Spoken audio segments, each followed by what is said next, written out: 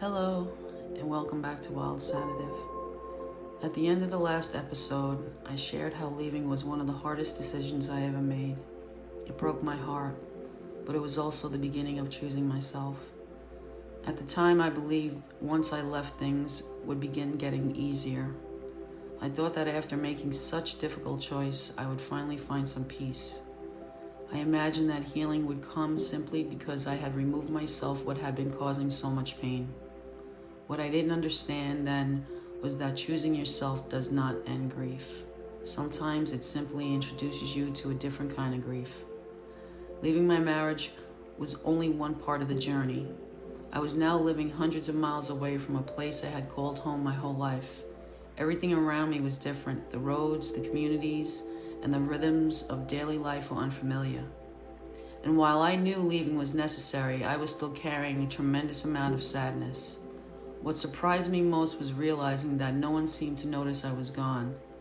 During the months leading up to my move, I worried constantly about how leaving might affect the people I loved.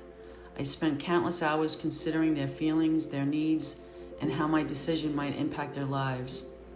But yet after I moved away, life simply continued. The phone remained quiet, the messages never came, and in that silence I found myself confronting another painful truth. Sometimes we grieve not only the people we lose, but the place we thought we held in their lives and in their heart. The realization was heartbreaking because despite everything that had happened, I still loved my family very deeply, and I still do. Distance does not erase that.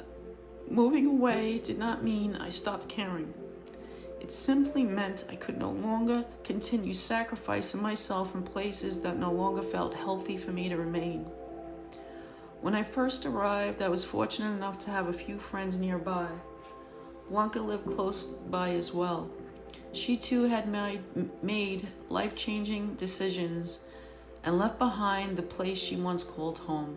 There was a comfort in knowing that I wasn't the only person trying to begin again. Blanca understood what it meant to leave behind a life that no longer aligned with who you were becoming. She had made difficult choices of her own, and there was reassurance in having someone nearby who understood the complexity of starting over. For me, leaving wasn't only about relationships. It was also about the environment. The state I had lived in my entire life felt no longer like home. The changes I witnessed felt significant. There was a growing sense of division, disconnection, and instability that I could not ignore. Living there alone felt no longer safe. So while leaving was painful, it also felt necessary. The first few months after my move were mostly an adjustment. I was learning new roads, new routines, and new surroundings. There was loneliness, but there was also a quiet sense of possibility. For the first time in a long time, I thought perhaps I might finally have the space to heal. I thought perhaps life was beginning to settle. But just as I started finding my footing, another series of disruptions arrived. Suddenly, I found myself dealing with legal issues that I had never anticipated. What made them particularly painful was not simply the legal process itself, but the realization that they were born from anger, resentment, and a deliberate desire to hurt me. The intention was made very clear. And at the time, I was already carrying enormous grief. I found myself forced yet into another battle I never asked for. I remember thinking, how much more can one person lose before they finally reach the other side of it? And then another loss arrived. Blanca became ill. Blanca was not just my spiritual teacher. Over time, she became my best friend. She was someone I trusted, someone I learned from, someone who witnessed me through some of the most painful and transformative chapters in my life. The diagnosis came quickly. The decline came even faster. One moment she was living her life, making plans, teaching, sharing her wisdom and guidance. The next she was facing cancer. I spent time with her during those final months. I visited her, I sat beside her. I watched someone I loved become weaker and weaker, and I felt completely helpless. There was nothing I could do to stop what was happening. Nothing I could do to save her. Nothing I could do except be present. Her passing shocked me. Not because I was unaware of what was happening, but because it all happened so quickly. One of the people who had helped me the most, who helped guide me through some of the most difficult years in my life, was suddenly gone. My teacher was gone, my best friend was gone, and once again, I found myself grieving. What I did not anticipate was how much else would change after her passing. The community that once felt supportive dissolved. The friendships that had initially felt like a source of comfort faded away. Everyone moved in different directions. People became occupied with their own lives, their own challenges, and their own journeys. The sense of belonging I thought I found slowly disappeared, and once again I found myself standing alone. By this point, grief became a familiar companion. The grief of losing my son, Danny, the grief of losing my marriage, the grief of leaving home, the grief of losing the family I had hoped for, the grief of losing Blanca, the grief of losing community, and each loss seemed to arrive before I had fully recovered from the one before.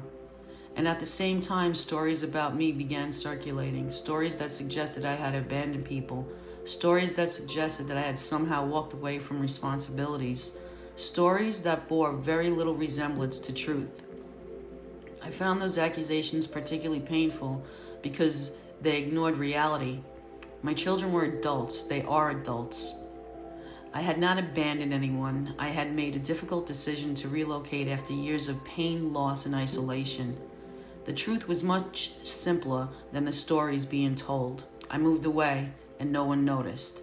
The realization taught me something I was not ready to learn. Sometimes people create stories because the truth is uncomfortable.